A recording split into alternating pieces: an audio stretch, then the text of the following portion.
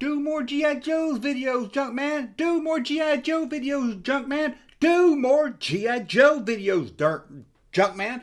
Can't even remember my name. Well, let's talk G.I. Joe.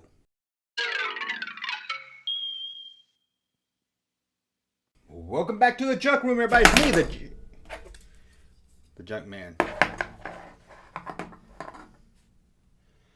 It's me, the Junkman, coming back at you with a new video. Well, you always ask for more G.I. Joe videos, so here you go. Now, full disclaimer, I don't know a lot about G.I. Joe. That's why you don't see much talk about it here, unless I find something interesting to talk about. I didn't grow up with G.I. Joe. I only had one, was a G.I. Joe with a motorcycle.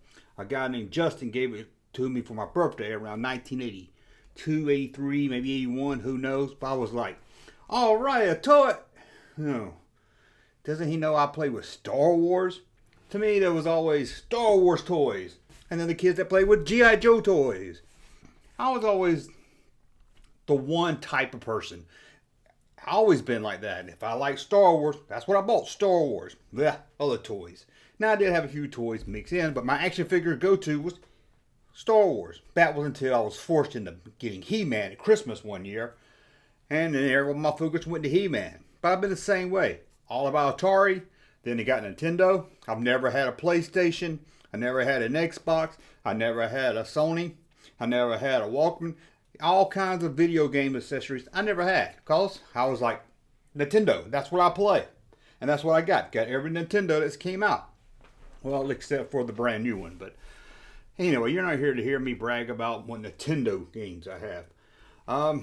You're here to hear more about G.I. Joe. So I got a story for you today, which I didn't know. A lot of G.I. Joe fans out there, if you're a G.I. Joe head, you probably know this already, but I thought it'd be kind of fun to talk about. For you guys that's not really that into G.I. Joe, you might not know this, as I didn't know it either, for a while anyway.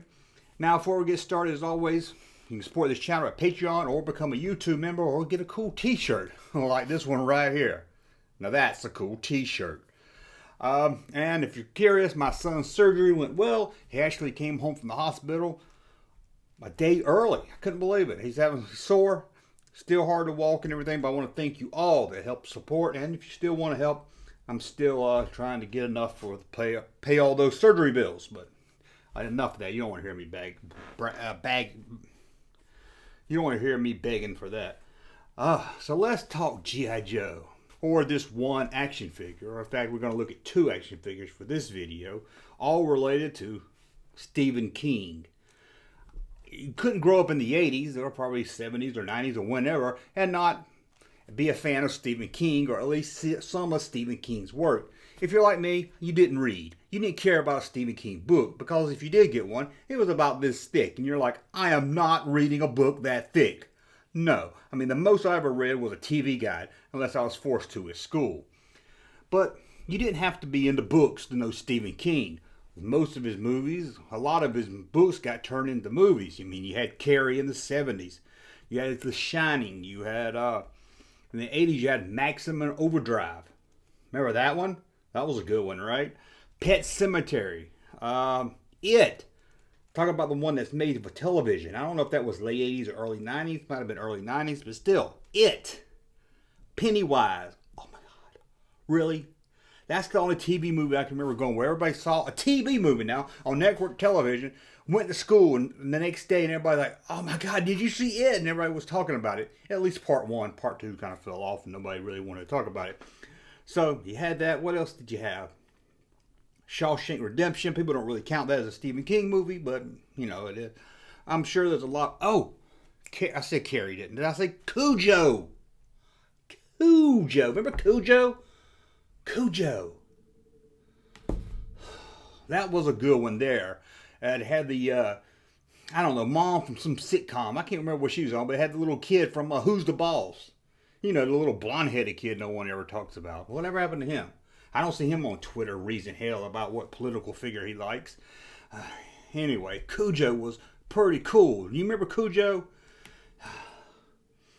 It was about this Dotson that had rabies and was trying to eat everybody. It was pretty cool. And it had that fat guy from Sheriff Lobo. Remember that show? Oh, anyway, I'm rambling here. Did you know Stephen King made a G.I. Joe figure? Well, apparently his son was a big fan of G.I. Joe, and he had this plan, or depends. I've seen two different stories. One saying that Stephen King came up with this character. Others say Stephen King's son told Stephen King about it, who then went to Hasbro and told them about it. So it's kind of sketchy who really came up with it. But yes, there's a action figure from the G.I. Joe line that Stephen King pitched to Hasbro, and they made it into a figure. His name? Crystal Ball. Did you know about the Crystal Ball action figure? Released in the 1987 toy line, Crystal Ball became the peg warmer of the 1987 collection. This figure didn't sell good at all, so maybe you don't know about Crystal Ball. I mean, it was the Penguin Commandos of 1987, or the Rose Tico of 1987. You know, prefer whatever peg warmer you decide to use, that's the one it was. Also in this 87 line was Croc Master, a boxing figure that was Hasbro's answer to Rocky. A lot of weird things came out in this 1987 line. But yes, the story goes, Stephen King, or Stephen King's son, came up with the whole concept of Crystal Ball. Let's take a look at that figure and his bio card. Stephen King's son, Owen King, was a huge G.I. Joe fan, and Stephen King pitched the origin of Crystal Ball and even wrote the file card for the figure. Again, some reports say Stephen King's son came up with the figure and then Stephen King pitched it to Hasbro, but either way, it was pitched by Stephen King. And here's the bio from the figure, a Crystal Ball, the only character I know that could hypnotize people. While recording this video, I did find quotes from Stephen King and his son Owen that talked about this figure, and it seemed even they have a different story. Owen says it was more like, wouldn't it be cool if, and then Stephen wrote the whole backstory and pitched it to Hasbro, but Stephen King gives more credit to his son, which you can kind of understand. Crystal Ball, an action figure for the G.I. Joe line, made by Stephen King. Well, not, concept by Stephen King. He didn't go to the factory and get the mold and everything and design it. But still, he came up with the whole Crystal Ball thing, a Cobra villain that could hypnotize people. Well, this isn't the only figure that's related to the King family. There's actually an action figure that's based on Stephen King's son. A G.I. Joe action figure based on Stephen King's son. You're not going to believe me. You don't believe me. You don't. Take a look. In 1987, Hasbro released the G.I. Joe action figure Sneak Peek, but his real name was Owen King, Stephen King's son.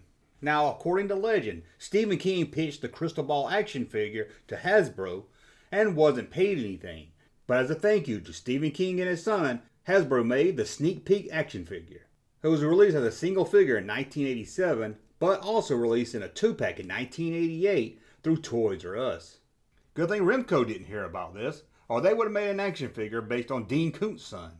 Stephen King's son, Owen King, had his own G.I. Joe action figure, and a G.I. Joe figure was based on a concept that Stephen King pitched to Hasbro, that his son pitched to him. I know, there's two different stories here. There's nothing official.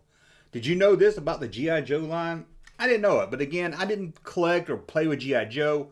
I never really was a big fan, so maybe this is common knowledge to all you guys out there, and you will say, Junkman, how you not know this? How have you not known this all your life? Anyway, thought I'd throw that out to you and see if you like it, because you guys seem to want more G.I. Joe videos, and I always say, if I can find something interesting to talk about with G.I. Joe, more than, hey, look at this, a G.I. Joe figure, I would talk about it. So here's an interesting story, at least one I think is interesting, about how Stephen King came up with a G.I. Joe action figure and how Hasbro based a G.I. Joe action figure on his son Owen. Well, I want to thank you for watching. As always, subscribe to the channel, thumb up some of you like my content, and we'll talk again very soon. Junkman. Thank you, sir, for that unsolicited testimony.